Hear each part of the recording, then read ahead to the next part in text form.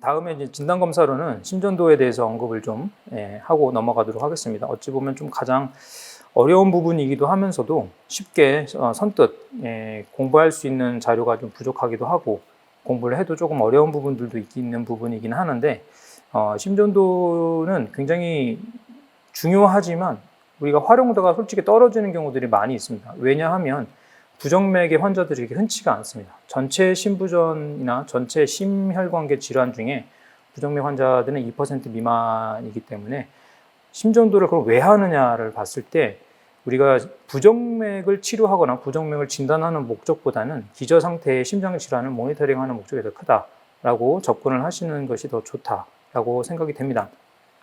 그래서 심전도를 하게 되는 이유 중에 여러 가지가 있지만 가장 그냥 일반적인 거를 좀 얘기해 보면 우리가 흔히 보는 빈맥 내지는 서맥, 즉 부정맥이 청진상에서 들릴 때 심전도를 확인하게 되겠죠. 가장 일반적인 케이스가 되겠고요. 그 다음에 실신을 나타내는 상황, 실신 내지는 허탈, 콜랩스 셔크 나타내는 상황이 보통 일반적으로 부정맥에 의한 졸도 같은 것들이 해당이 되기 때문에 그런 상황에 증상이 있다고 했을 때도 심전도를 확인을 하게 되겠고요. 내지는 수술 중 내지는 수술 이후에 아이의 중증 상태를 모니터링하기 위해서 심전도를 검사를 하게 되기도 하고 노령성 동물에서 수술이라든가 전신의 어떤 스크리닝을 할 때 심전도가 기본 검사에 해당이 되기도 합니다.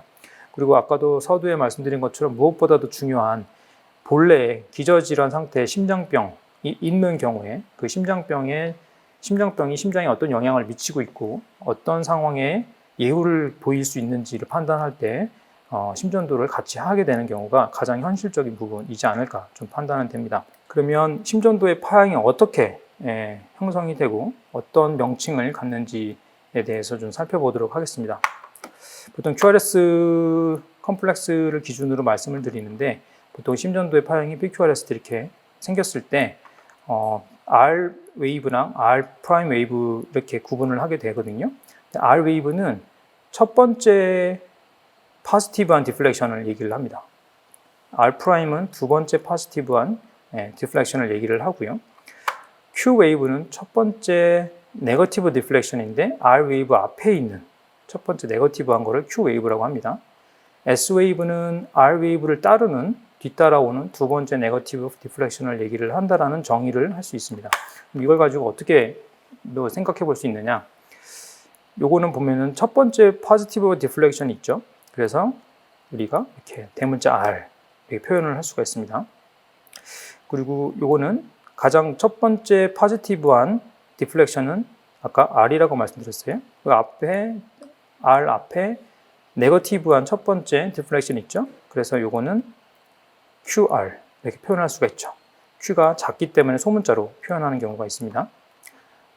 그 세 번째는 앞에도 네거티브 디플렉션, 뒤에도 네거티브 디플렉션이 있죠. 그래서 요거는 QRS 이렇게 표기를 합니다. 문자로 표기할 때 대문자냐 소문자가 이 크기를 대충 가늠할 수 있는 부분 기준점들이 있기 때문에 이렇게 나타내게 되고요.